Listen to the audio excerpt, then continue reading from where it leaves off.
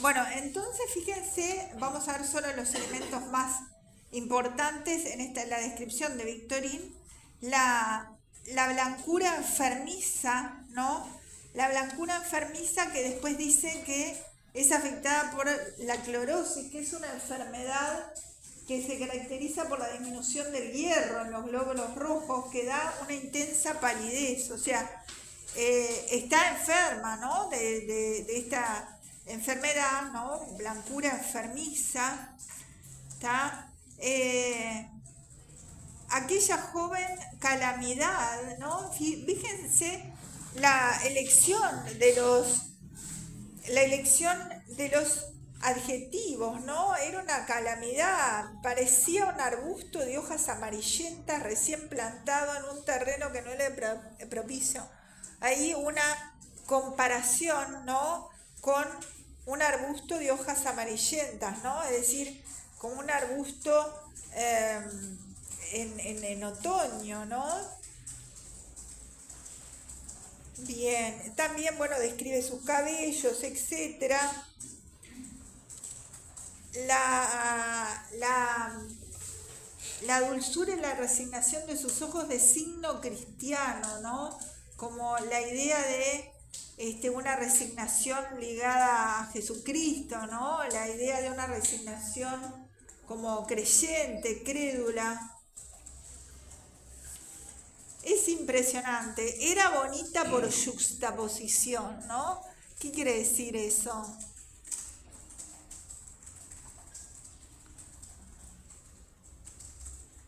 ¿Saben lo que es la juxtaposición, no? Por la suma de sus características. ¿Eh? Algo que queda encima. Claro, es cuando pones la coma al lado, ¿no? Y queda una cosa al lado de la otra. Entonces, ¿qué sería bonita por juxtaposición? Por la suma de todas sus... o por compararla con los demás. No, como que tuviera cosas bonitas, yo lo interpreto como que tuviera cosas bonitas pero separadas, ¿no? De haberse sentido feliz habría sido encantadora. La felicidad es la poesía de las mujeres. ¿Está? Y ahí, bueno, hay algo un poco contra las mujeres, ¿no? Porque la felicidad es la poesía de todo el mundo, ¿no? Como de solo las mujeres, ¿no? Es decir, bueno, y habla del toilet de maquillaje, Quizá por la época, ¿no? Que los hombres serios eran como más, se los veía como inteligentes, como que la mujer tenía que estar. Sí, aunque viste que después Bautrén dice que cómo se arregla y papá Goriot también presta atención a su prestancia, ¿no? Bien, y bueno, y habla de que el padre no la quiere, que después eso también se va a desarrollar en extenso, y que hay una señora Couture que también cuida de la huérfana como si fuera suya, ¿no? Bueno,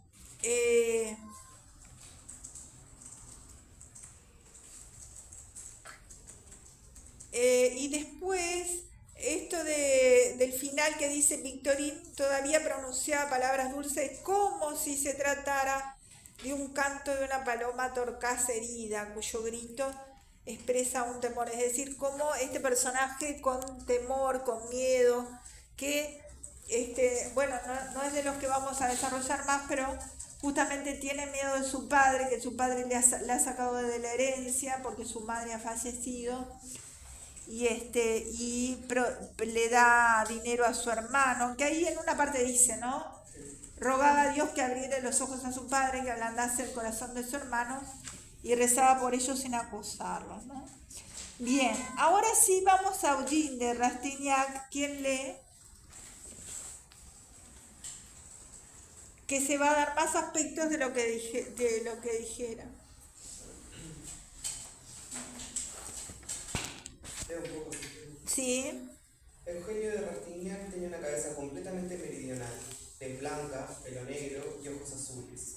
Su apostura, sus maneras, su actitud habitual descubrían al hijo de una familia noble cuya primera educación estaba colmada de tradiciones de buen gusto. Aunque le fuera necesario cuidar extremadamente su ropa y los días laborales tenía que acabar de usar los ropas del año anterior, algunas veces podía salir vestido a la manera de un joven elegante. Ordinariamente llevaba una vieja levita, un chaleco, la corbata negra, raída y estropeada del estudiante, botas remendadas y un pantalón a juego con el todo. Boutrin, el hombre de 40 años, era el tipo de transición entre estos y los demás personajes. Era uno de esos hombres de los que dice el pueblo: vaya, un tío. Perdón, esto debe ser de mi edición, no sé si... He ahí un buen mozo. Era el tipo. Era ancho de espaldas, el torso bien desarrollado, músculos fuertes, manos gruesas, cuadradas, con un vello espeso y rojizo en las falanges de los dedos. Su cara, surcada de arrugas prematuras, ofrecía rasgos de una dureza que contrastaban con sus modales ligeros y graciosos. Su voz grave, que armonizaba con su alegría, tenía un timbre agradable. Era atento y risueño. Si alguna cerradura se descomponía, enseguida la desmontaba, la componía, la daba aceite y la volvía a montar diciendo: esto es cosa mía. Además, era entendido en todo: los barcos, el mar, Francia, el extranjero, los negocios, los hombres, los acontecimientos, las leyes, los palacios y las cárceles. Si alguien se quejaba de algo, le ofrecía inmediatamente sus servicios. Había prestado varias veces dinero a la señora Bouquet y a algunos huéspedes, pero sus deudores hubieran muerto antes que no devolvérselos. Perdón. De tal manera les atemorizaba con su mirada profunda y llena de resolución, a pesar de su aire de buen hombre. Por la manera que tenía de escupir, se veía que tenía una serenidad imperturbable que no debía hacerla regular ni ante un crimen con tal de salir de una situación equívoca. Su mirada, como la de un juez severo, parecía llegar al fondo de todas las cuestiones, de todas las conciencias, de todos los sentimientos. Sus costumbres consistían en salir después de la comida, volver para cenar, vuelta a salir y retirarse a eso de medianoche, abriendo con un llavín que la señora Bouquet le había confiado. Era el único que tenía este privilegio. Para eso era que usaba además predicamento con la viuda, a quien llamaba mamá, cogiéndola por la cintura. Halago, en verdad, poco comprensible. La buena mujer creía que aquello era fácil, cuando solo los brazos de Boutrin eran lo suficientemente largos para poder abrazar tal circunferencia. Un rasgo de su carácter era el pagar generosamente 5 francos al mes por el café con aguardiente que tomaba después de comer. Gente menos superficiales que aquellos jóvenes arrastrados por el torbellino de la vida parisense, o aquellos viejos indiferentes a todo cuanto no les atañera directamente, no se hubieran contentado con la impresión dudosa que les daba Boutrin. Mientras él conocía o adivinaba los negocios que le rodeaban, nadie podía conocer ni sus pensamientos ni sus ocupaciones. Aunque vivía atrincherado detrás de su aparente honradez, de su constante amabilidad y alegría, alguna vez se adivinaba la enorme profundidad de su carácter. A menudo una salida digna de Juvenal, con la que parecía complacerse en encarnecer las leyes o fustigar la alta sociedad y en acusarla de inconsecuencia consigo misma. Hacía suponer que odiaba el estado social y que había en el fondo de su vida algún misterio cuidadosamente guardado. Atraída, tal vez sin saberlo, por la fuerza de uno y por la hermosura del otro, la señorita de la Fer repartía... No, pero ahí ya empezaste otro párrafo, ¿no? Sí. Está, gracias. Vamos a ver un poquito entonces hasta ahí. Fíjense, ¿qué se dice de Rastignac? Es un hombre amable, es ducho en muchas actividades, pero también es severo en cierto punto. Viste que ahí hay una descripción de la grafopeya, ¿no? Más exacta que al principio, que daba características muy generales. Acá entonces da la tez blanca, cabellos negros, ojos azules, ¿no? Es un hombre fornido, ¿no? Sí, ¿está? Fíjense que cuidaba bien sus trajes, pero ya habíamos visto por la familia que era bastante pobre y que no puede, ¿no? Llegar entonces a a vestirse mejor, ¿no? dice, se las ingeniaba para vestir como un joven elegante, pero sin embargo después cuenta que tenía un mal chaleco, una corbata raída, ¿no? Ahí todo relacionado a la grafopeya. ¿Tá? Después, acá este autor, que es muy cierto porque lo hemos visto hoy, Anderson, señala, John Anderson,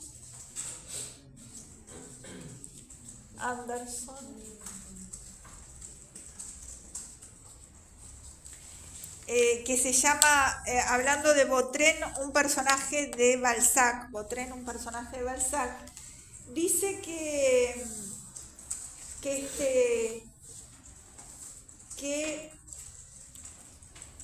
Balzac le gusta por los extremos, ¿no? Y entonces justamente habla en general de la casa Beaucaire, que justamente señala este elemento que habíamos señalado de la miseria sin poesía, ¿no? Y un lugar donde están los corazones secos, ¿tá? Y que justamente entonces estos extremos son los que caracterizan a muchos de los personajes también, ¿no? El hecho de estas descripciones por medio de los extremos. Y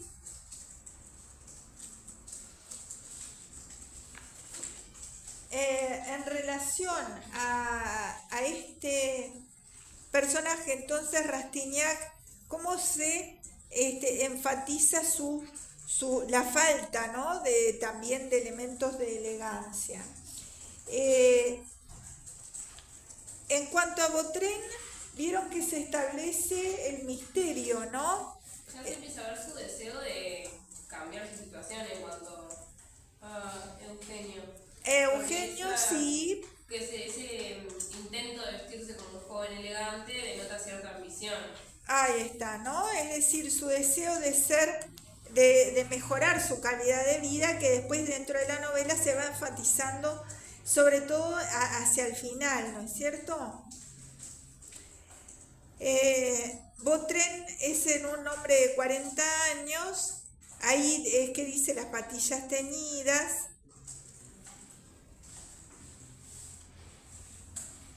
Era buen mozo, y describe entonces sus grafopeyas, la voz de bajo, el hecho de que sabe todo, tiene la impresión de conocerlo todo, los barcos, el mar, Francia, esa es la presentación que se le da, que parece conocerlo todo.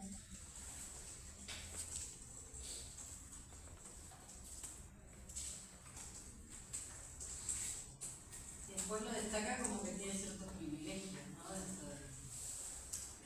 Ahí está. ¿Cuáles serían los privilegios? Y eso de tener la llave y volver a cualquier hora. Ahí está, ¿no? Ese es uno de las características de Vautrin, ¿no? Vautrin es esto ahora les voy a leer un poquito de Mirza también. Vautrin es una de las más poderosas figuras de la comedia humana.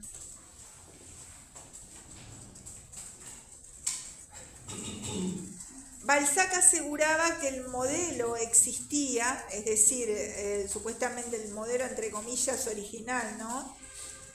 Y algunos han sostenido que se trataba del expresidario Vidocq.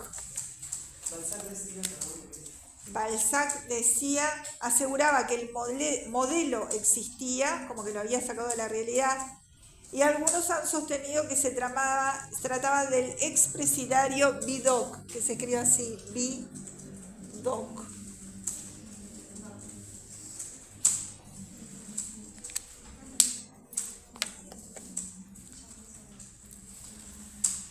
Sin embargo, Castex ha demostrado que entre ambos hay más diferencias que semejanzas. Castex, que sería otro crítico, ha demostrado que entre ambos hay más diferencias que semejanzas. La rebeldía de Vautrin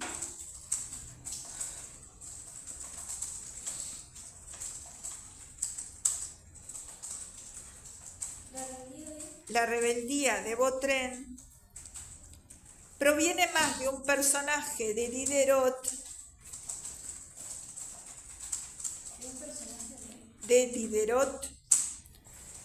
de su novela El sobrino Rameau, que es R.A., se los escribo acá,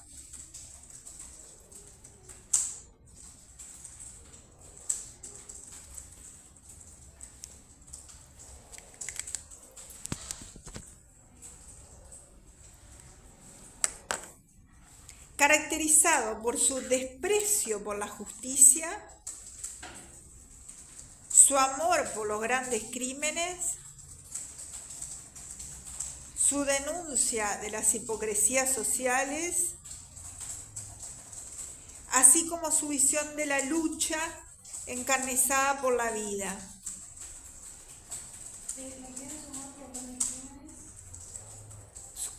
Su denuncia de hipocresías sociales, así como su visión de la lucha encarnizada por la vida.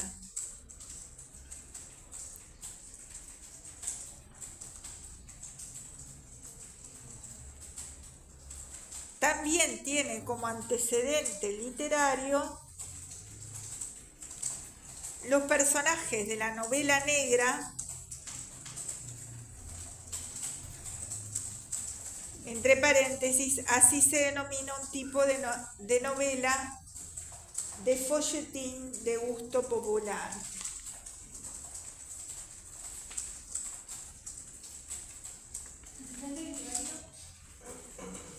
Antecedente literario, los personajes de la novela negra,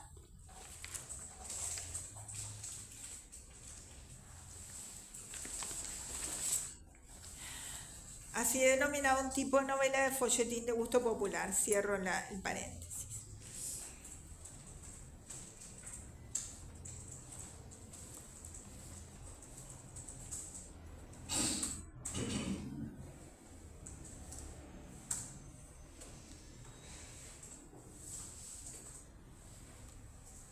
Vautrin es el teórico de la rebeldía individual y anárquica. El teórico de la rebeldía individual y anárquica. Y su arresto y caída anárquica. Y su arresto y caída ilustran sobre los peligros del camino que ha seguido.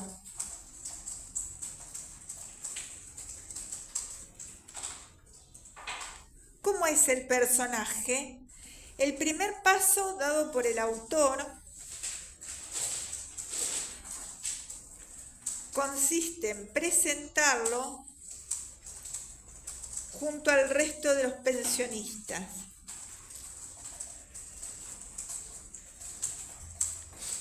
En la descripción inicial ya se incorporan indicios que irán desarrollando a lo largo de la novela. Perdón, pero es como en la novela, en el relato policial, cuando introducen al culpable, lo hacen en una escala de ordenación. Exacto. ¿Te acordás cuando hablamos de indicios, cuando se incorporaba un arma en Werther? En este caso, el todo, en esta primera presentación, ¿no es cierto? Que al principio se había dicho algo, pero ahora sigue, ya está la idea de la impresión de conocerlo todo, ¿no? Francia, el hecho de también que dice como si se tratara de un severo juez, ¿no?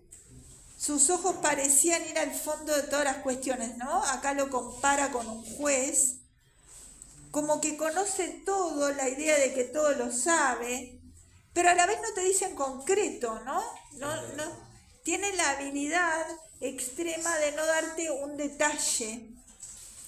Sí sabemos algo, que es lo que acaban de leer, que abre la puerta con una ganzúa, ¿no? Es decir, que la propia señora Boquet que le había facilitado. Ahí hay algo también delictivo, ¿no? Porque no cualquiera abre las cosas con una ganzúa, ya nos introduce a un clima delictivo, ¿tá? Y eso de la exagerada relación con la viuda Boquet, ¿no? Que la llamaba mamá y la tomaba por el talle, si bien hay algo muy gracioso, que es que el único que tenía los brazos tan grandes como abrazarla, porque era tan gorda, ¿está? Confianzudo. Ahí está, confianzuda, esa gente entradora que le cae bien a todo el mundo, ¿no? Un rasgo de su carácter era el de pagar generosamente 15 francos por mes por un suplemento en el postre, ¿no? Mozo de ventajero. Botrín sabía o adivinaba los asuntos de todas aquellas personas que lo rodeaban. Y ahí más adelante vamos a ver cómo él va viendo lo que hace papá Goriot y va deduciendo que él se lo da a estas muchachas, pero que no dice que son las hijas, ¿no? Que le va dando esa plata a las muchachas, ¿no? Pero nadie podía penetrar en sus pensamientos ni en sus ocupaciones. Es decir, ese misterio que genera este personaje, que nadie en realidad sabe qué hace ni cuáles son sus Él conoce todo, pero él más no. pensamientos. Ahí está, ¿no? Ahí está.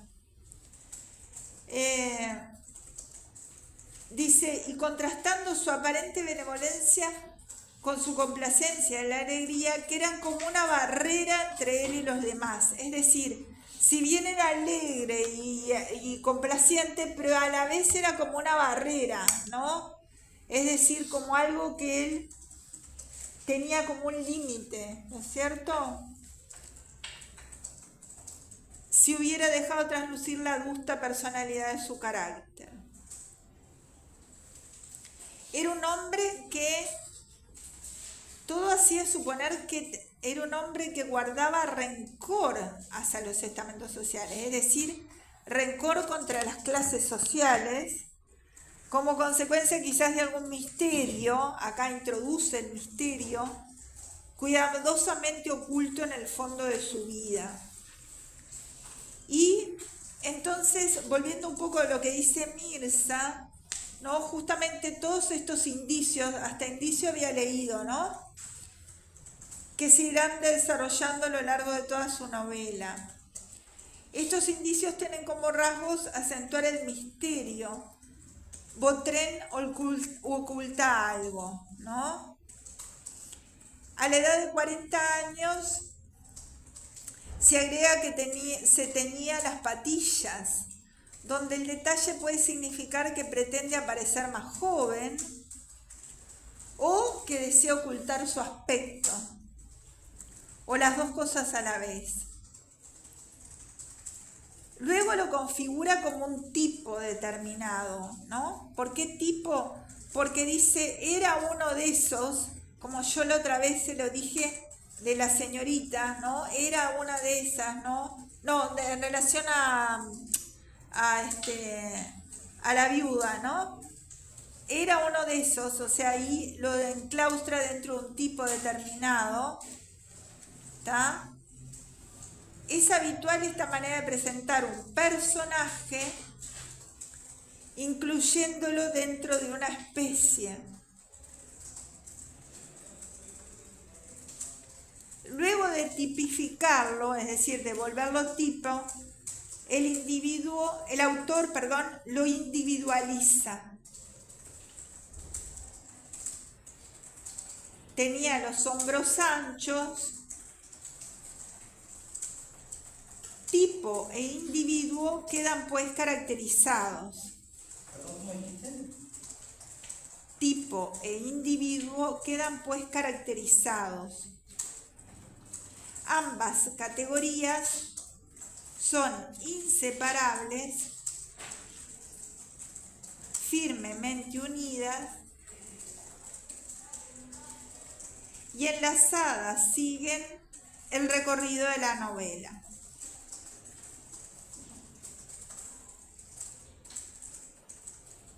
señala este autor que no hay que olvidar la frase que dice Balzac a propósito de los personajes. Sí, yo daría todo por tipificar al individuo o individualizar al tipo.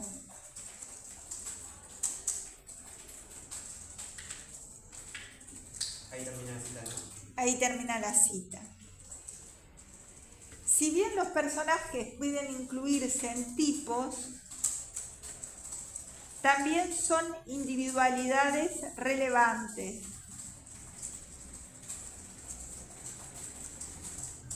¿También son, perdón? Individualidades relevantes.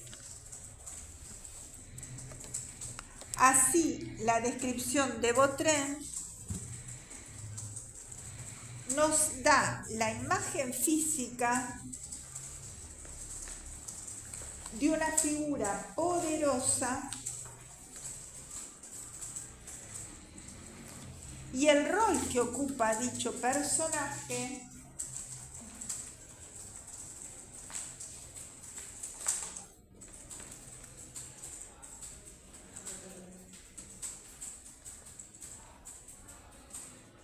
dentro de la novela se anticipa ya en la descripción.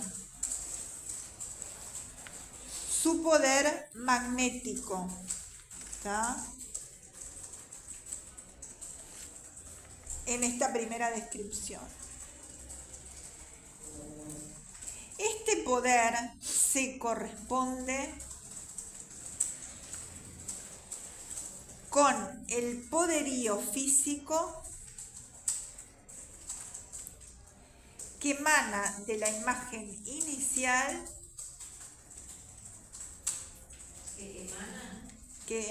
o sea, que sale, que se desprende de la imagen inicial y guarda estrecha relación, además, con la real actividad de Vautrin,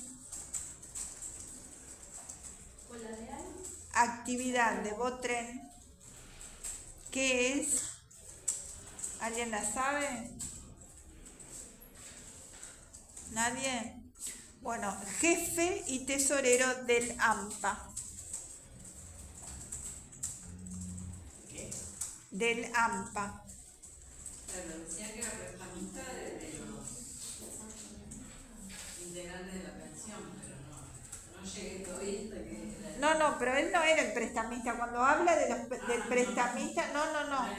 El que él ve a Rastignac ve a Papagoriot hacer plata de unos artefactos, de unos utensilios. Y después el propio Rastignac ve que Papagoriot, que una muchacha que es la condesa, que es la hija de Papagoriot, va a lo de este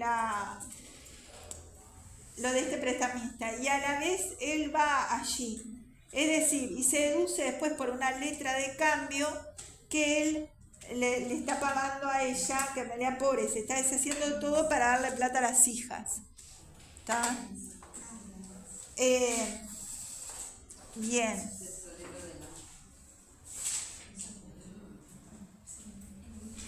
Esta similitud entre los rasgos físicos y el carácter de un personaje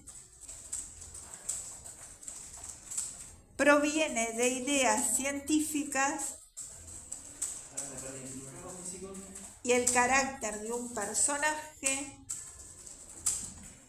proviene de ideas científicas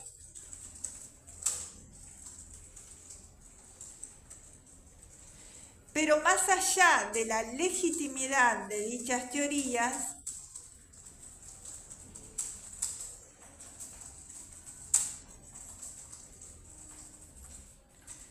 entre paréntesis agrega, hoy negadas o modificadas por una comprensión mayor de los fenómenos, cierro paréntesis,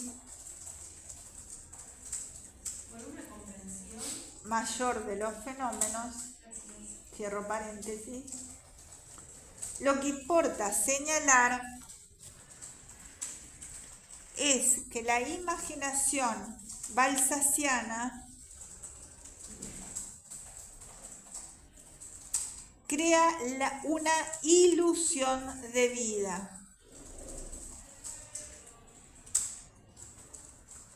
Dos puntos. El novelista como alucinado. Ilusión De vida. El novelista como alucinado.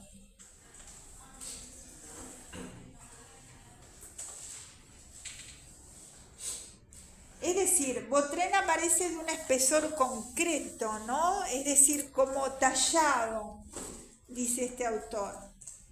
Bautrén aparece como... Parece de un espesor concreto, tallado.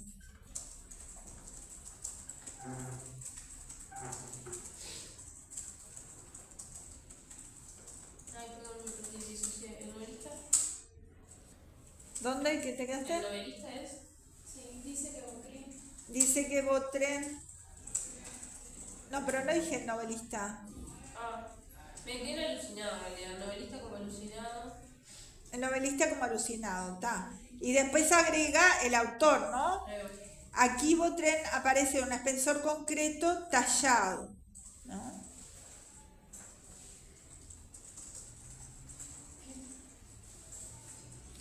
Balzac concluye el ordenamiento de los datos físicos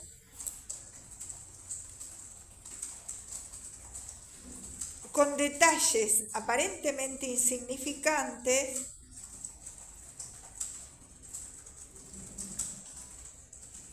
abro comillas, gruesas manos, cuadradas y marcadas en las falanges,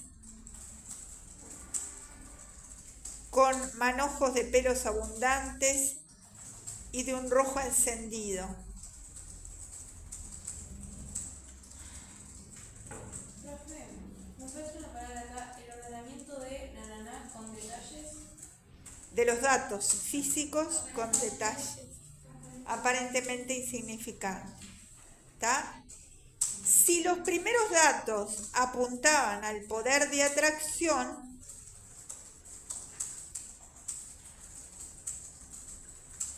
estas señalan una tendencia a lo bestial, ¿no? Esos pelos en las manos, tendencia. a lo bestial.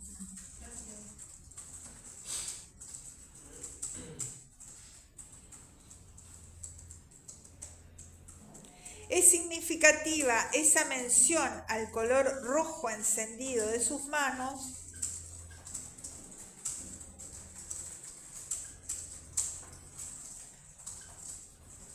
pues esa es la coloración de la escena del arresto. La coloración de la escena del arresto es un rojo infernal que alcanza a irradiar a todo el escenario.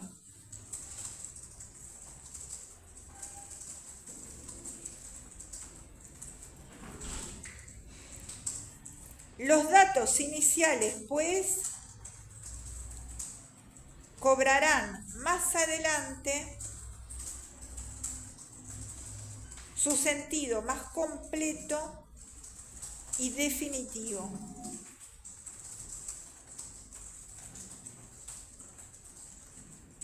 Permitiendo relacionar coherentemente presencia física y carácter.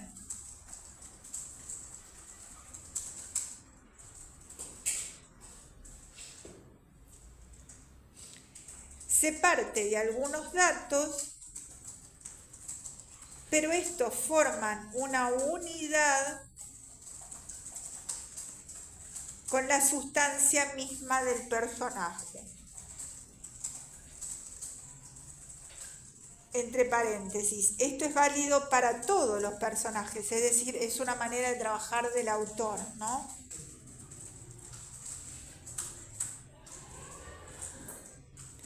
Lo interesante es destacar que dichos datos no dejan de ser notaciones realistas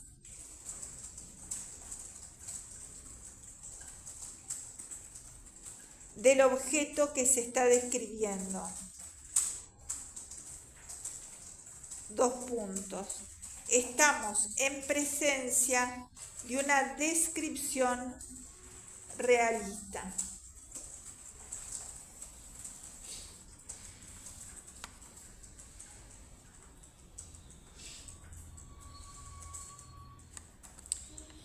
Bien, dice,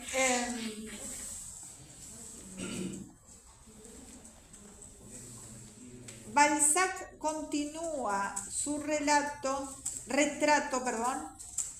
orientado al análisis moral del personaje.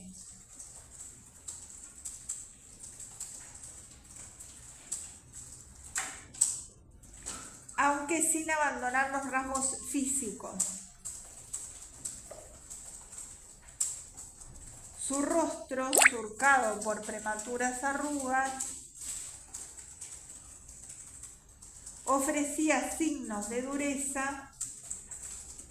¿Por prematuras, perdón? Ofrecía signos de dureza que sus maneras suaves y afables desmentían. Eso es cita del propio texto, ¿no? Desde su rostro hasta maneras suaves y afables desmentían, va a comillas del propio texto, ¿no?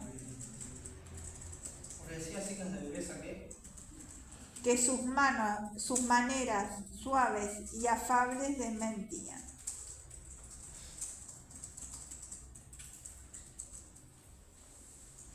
Sus arrugas indican una vida intensamente vivida,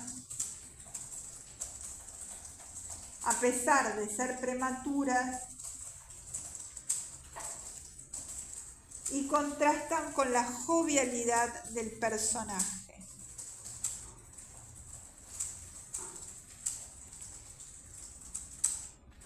Así como su jovialidad contrasta con la dureza del carácter.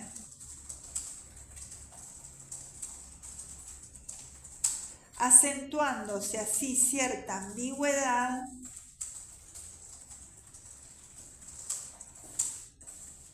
que lo acompañará durante toda la novela.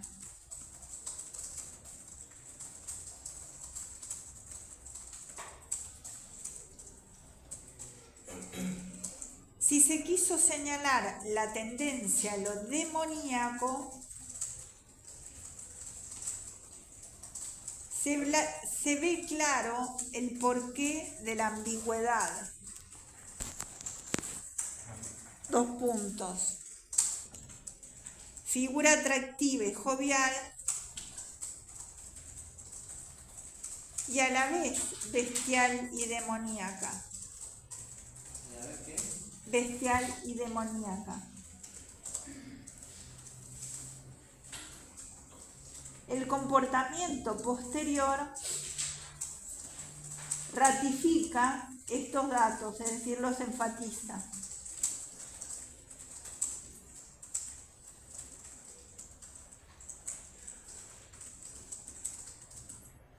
Ante Eugenio actúa duramente, porque después lo va a aconsejar, pero acompañándolo de un progresivo y equívoco sentimiento de ternura. Sentimiento de ternura.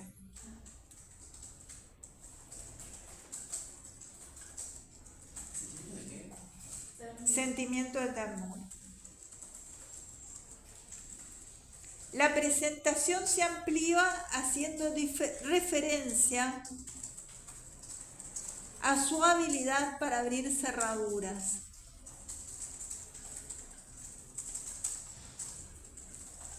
Aquí se prefigura su vinculación con la delincuencia. Y será, pues, otro efecto a desarrollar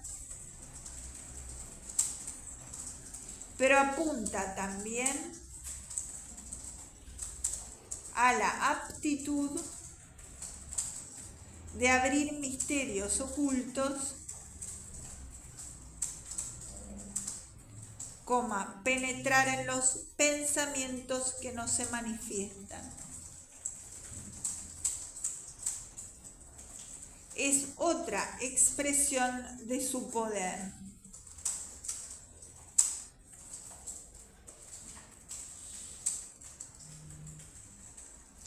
Los datos relativos a su experiencia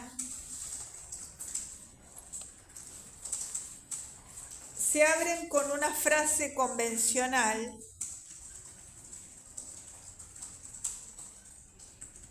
entre comillas, lo conocía todo. Cierro comillas, que allí habría también una hipérbole, ¿no? Porque nadie puede conocer absolutamente todo, ¿no? Una hipérbole, que dice mucho y a la vez nada. Pero luego se comprobará la verosimilitud de esta afirmación.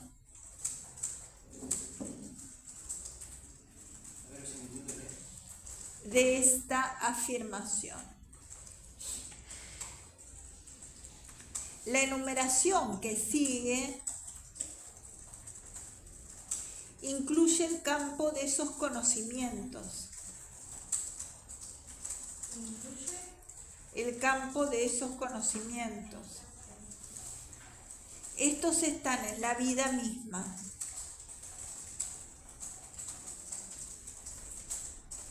Y ahí hay una entre comillas de lo que dice los navíos, el mar, todo esto del texto, Francia, el extranjero,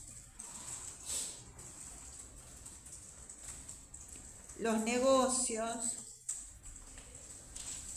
los hombres, los hechos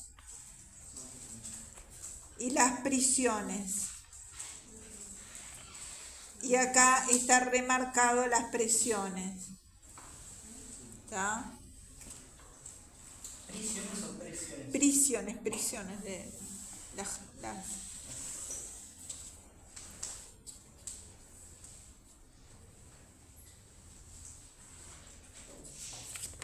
Bien. Luego dice el cuadro de. Perdón. En la enumeración precedente hay una escala descendente.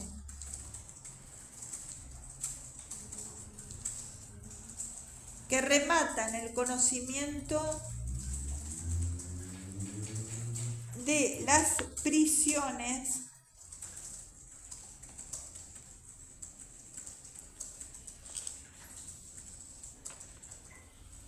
sin indicarnos más sobre el particular.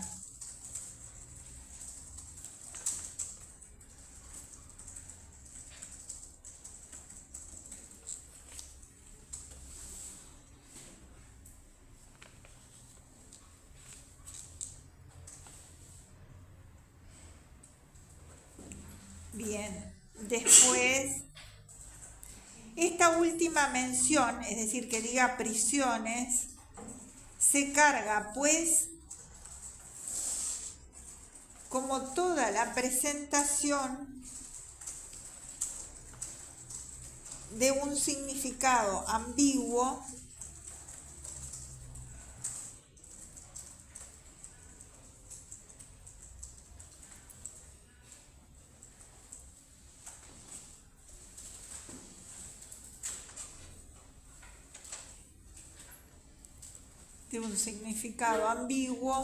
pero es también posible interpretarla como una ironía.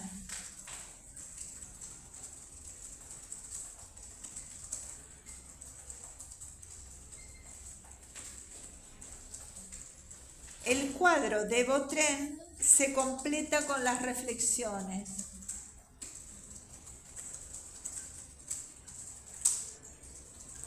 Su ojo, como juez severo, parecía llegar al fondo de todas las cuestiones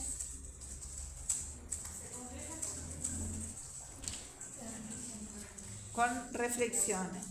Y esto es del propio texto, ¿no? Su ojo como juez severo parecía llegar al fondo de todas las cuestiones, coma, de todas las conciencias y todos los sentimientos. Eso es parte del texto. ¿Todas las conciencias? Y de todos los sentimientos. Fíjense ahí de la reiteración de todas las cuestiones, todas las conciencias y todo lo, es decir, hay también una hipérbole cada vez que dice todas, ¿no? Porque todas las cuestiones, bueno, alguien puede saber tanto que sepa todo, no, imposible. Estos elementos sirven de síntesis a toda la descripción. Es el juez severo que indaga a toda la descripción, es el juez severo que indaga en el fondo de la gente y de los hechos. Gracias a ese poder ya insinuado.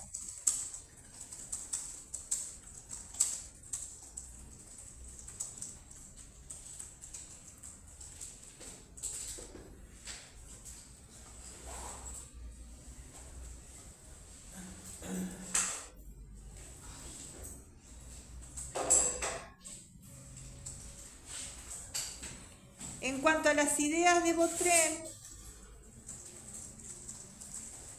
digamos que tan solo que si es un rebelde, es también un reflexivo.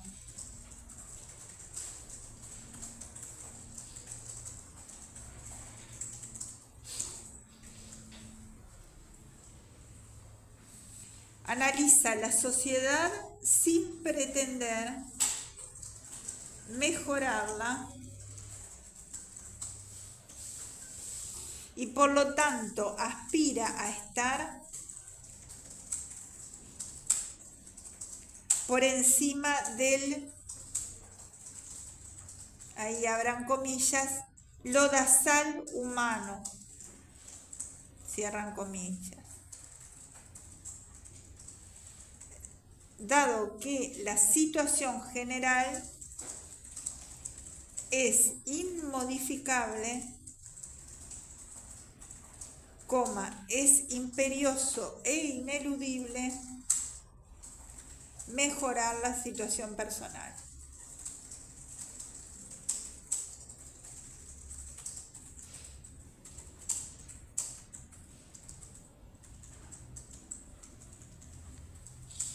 Según él,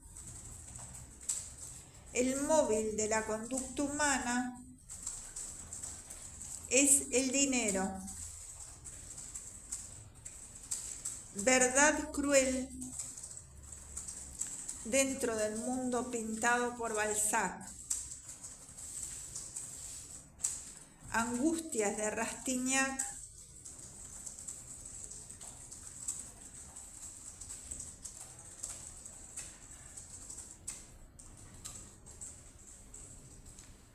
al comprender su situación frente a la riqueza, punto y coma, actitud de Beaucaire, Michenon, hijas de Goriot, padre de Victorina, etc.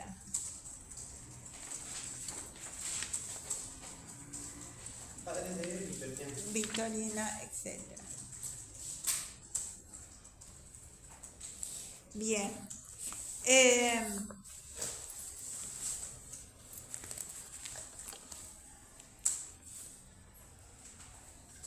Eso entonces en torno a la presencia de Bautrén. Vamos a saltear un poco porque ahora va a hablar de la señorita Taillefer. vamos a saltear un poco un párrafo, 2 párrafos.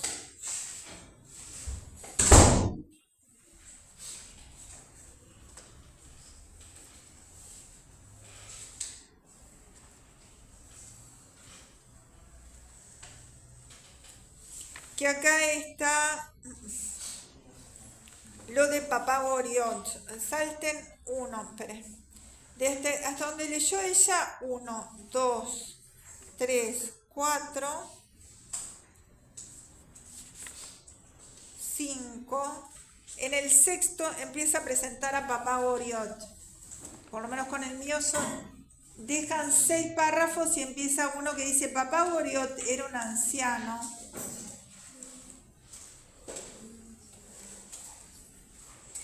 ¿Quién lee ahí un poquito?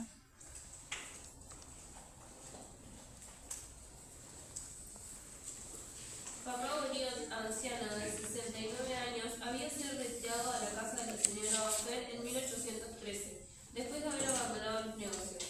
Primero había tomado el apartamento ocupado por la señora Couture y pagaba entonces 1.200 francos de pensión. Mis cifras son cuestionables en esta traducción. Sí. 1.200 francos de pensión, como hombre para quien 5 luises más o menos eran una bagatela. La señora Baker había arreglado las 3 habitaciones de aquel apartamento de una cantidad previa que pagó, según dicen, el valor de un mal mobiliario compuesto de cortinas de algodón amarillo, sillones de madera barnizada, tapizados de terciopelo de Utrecht, algunas pinturas a la cola y unos papeles que las tabernas de los suburbios rechazaban. Quizá la despreocupada generosidad que puso en dejarse de atrapar a Papá Goriot, que por aquel entonces era llamado respetuosamente señor Goriot, le hizo considerar como un imbécil que no entendía de negocios. Goriot llegó provisto de un guardarropa bien abastecido, el magnífico ajuar del negociante que no quiere privarse de nada al retirarse del comercio. La señora Baker había admirado 18 camisas muy finas, cuya calidad resaltaba aún más porque el antiguo fabricante de fideos llevaba en la pechera 2 agujas unidas por una cadenilla y cada una de las cuales llevaba un diamante de gran tamaño. Ordinariamente llevaba un traje azul y todos los días se ponía el chaleco de pique blanco, bajo el cual fluctuaba su vientre piriforme y prominente y hacía rebotar una pesada cadena de oro provista de diques. Su petaca, también de oro, contenía un medallón lleno de cabellos que en apariencia le hacían culpable de algunas aventuras. Cuando su esposa le acusó de ser un tenorio, él dejó vagar sobre sus labios la alegre sonrisa del burgués que se siente halagado. Sus armarios fueron llenados por las numerosas piezas de plata de su hogar. Los ojos de la viuda se iluminaron cuando le ayudó complaciente a desemblar y colocar en orden los cucharones, las cucharas, las vinagreras, las salseras, varias fuentes, en fin, piezas más o menos bellas que valían cierto número de marcos y de las que él no quería desprenderse.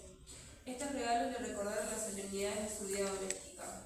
Esto, dijo la señora Baker, guardando una fuente y una pequeña escudilla cuya tapa representaba 2 tortolillas que se daban el pico, es el primer regalo que me hizo mi mujer el día de nuestro aniversario. Pobrecilla, consagró a este regalo sus economías de soltera. ¿Veis, señora? Preferiría cavar la tierra con mis uñas a desprenderme de esto.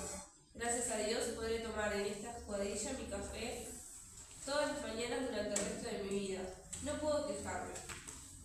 En fin, la señora Baker había visto muy bien con sus ojos de urraca ciertas inscripciones en el libro mayor que, vagamente sumadas, podían representar para el excelente Goriot una renta de unos 8 a 10.000 francos. A partir de aquel día, la señora Baker, soltera de Conflans, que entonces tenía 49 años efectivos y solo aceptaba 39, tuvo algunas ideas. Aunque el lagrimal de los ojos de Goriot estuviera hinchado, colgante, lo cual lo obligaba a secárselos con bastante frecuencia, ella le encontró aspecto agradable y como es debido. Por otra parte, sus mejillas carnosas, salientes, pronosticaban lo mismo que su larga nariz cuadrada, cualidades morales a las que parecía dar gran importancia a la viuda y que venían confirmadas por la cara lunar e ingenuamente tonta del buen hombre. Debía de tratarse de un animal sólidamente estructurado, capaz de gastar toda su inteligencia en sentimiento. Sus cabellos en forma de alas de pichón, que el peluquero de la escuela politécnica iba a empolvarle todas las mañanas, dibujaban 5 puntas sobre su baja frente y adornaban bien su cara. Aunque un poco palurdo, sabía tomar de un modo elegante su rapé, lo aspiraba como hombre que estuviera seguro de tener su petaca siempre llena de macúa, y el día que el señor Goriot se instaló en casa de ella, la señora Boker se acostó por la noche ardiendo en el fuego del deseo de abandonar el sudario de Boker para renacer convertida en una Goriot. Casarse, vender su pensión, dar el brazo a aquella fina flor de burguesía, convertirse en una dama notable del barrio, pedir limosna para los indigentes, hacer pequeñas partidas el domingo con Chossi y Sosi y Gentili, y asistir a los espectáculos que quisiera en butaca de palco sin tener que aguantar las entradas de autor que le daban algunos de sus huéspedes.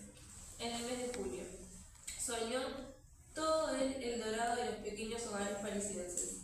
No había confesado a nadie que tenía 40.000 francos acumulados céntimos sobre céntimos. Ciertamente, desde el punto de vista financiero, considerábase un buen partido. Por lo demás, bien valgo ese buen hombre, díjose, volviéndose del otro lado de la cama, como para asegurarse de los encantos que la gorda Silvia encontraba cada mañana moldeados en el hueco. Desde aquel día, durante unos 3 meses, la viuda Boker aprovechóse del peluquero del señor Goriot e hizo algunos gastos de toilette, justificados por la necesidad de dar a su casa cierto decoro en armonía con las personas honorables que la frecuentaban. Puso un gran empeño en cambiar el personal de su pensión, con la pretensión de no aceptar en adelante más que a las personas más distinguidas en todos conceptos. Si se presentaba un extraño, ella le daba la preferencia que le había dispensado el señor Goriot, uno de los negociantes más notables y más respetables de París. Distribuyó unos prospectos en los que se leía: Casa Boker, una de las pensiones más antiguas y más apreciadas del barrio latino. Tiene una vista de las más agradables del Valle de los Joguelinos, se la divisa desde el tercer piso, y un lindo jardín en el extremo del cual se extiende una avenida de tiros. Hasta ahí, vamos a dar gracias. Fíjense entonces que acá está la extensa presentación de Papá Goriot, que, como decíamos hoy con la compañera, no siempre estuvo en el tercer piso, sino que llegó entonces en una postura mucho más elegante y amplia, con todas sus riquezas, ¿no?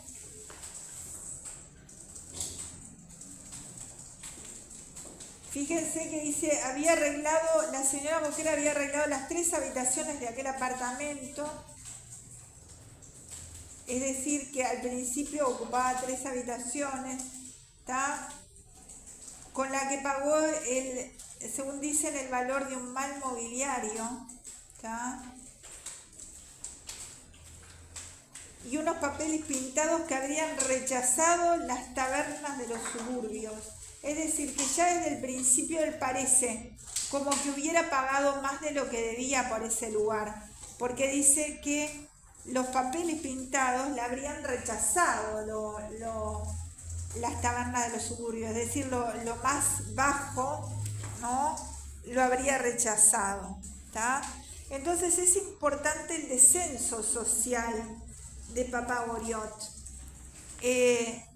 Papá Goriot es el centro del texto y es una de las figuras más grandes que Balzac ha creado. Redondeó su considerable fortuna en una época de escasez. Voy a volver a empezar, profe, perdón. ¿De empezar desde dónde? De ahí, ese es el papel o el personaje central del texto. Ese personaje central del texto, antiguo comerciante de fideos, redondeó una considerable fortuna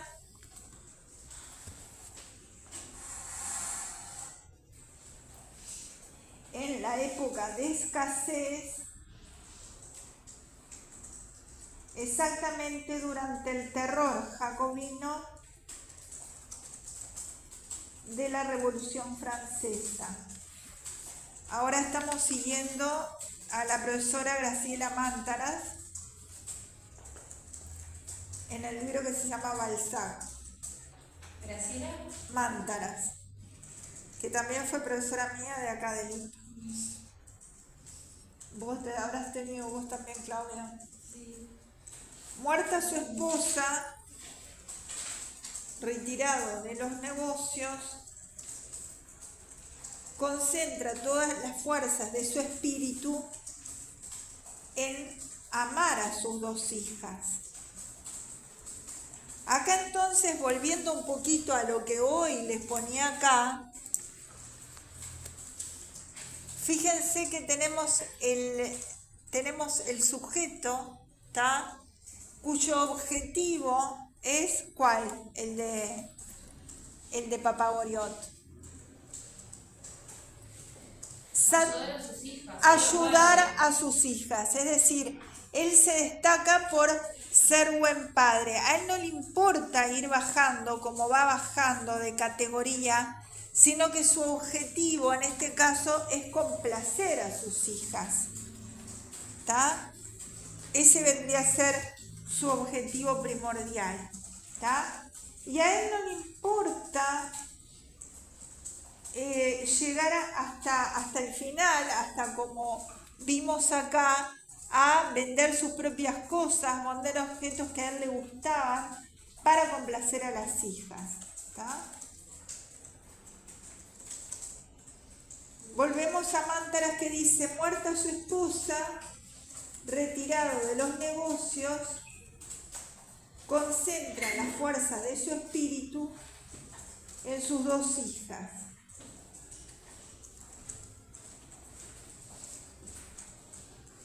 Merced a su riqueza, logra casar a la mayor, Anastasia, con el conde de Restaud, se escribe,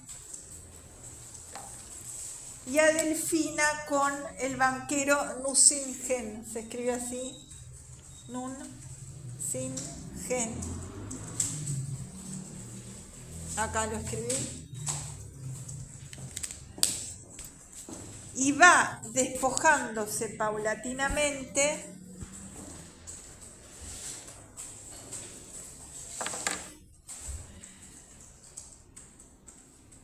para solucionar apremios económicos de sus hijas,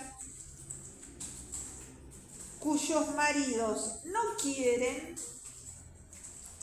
y o no pueden satisfacer sus caprichos.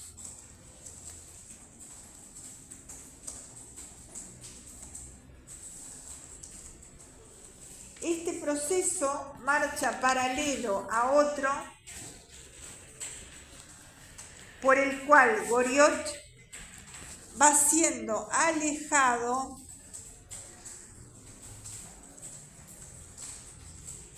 de los hogares de sus hijas hasta que llega a visitarlas a hurtadillas por la puerta de servicio o a recibirlas casi secretamente en la pieza de la pensión.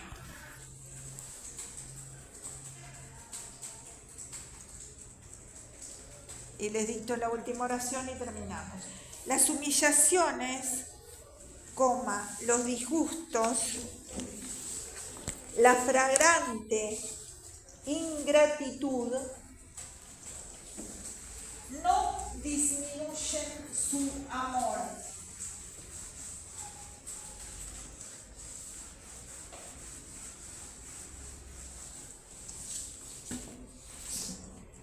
Parecen acrecentarlo, y este amor paternal se transforma en pasión dominante por el cual y para el cual vive y muere el anciano.